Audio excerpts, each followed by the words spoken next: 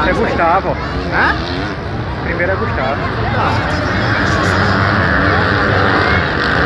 Vamos ver, né? Eita cara. Fechou geral isso aí. Esse é Gustavo não? Ei.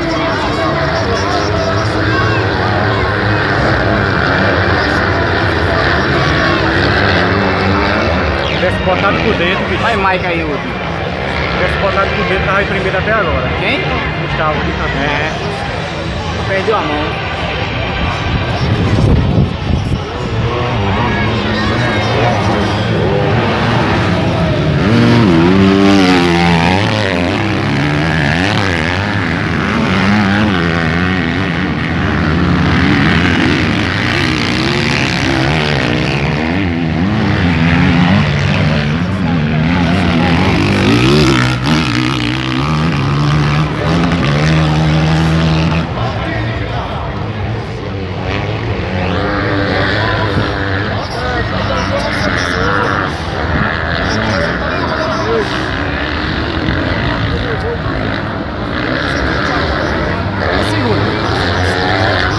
É Jonathan.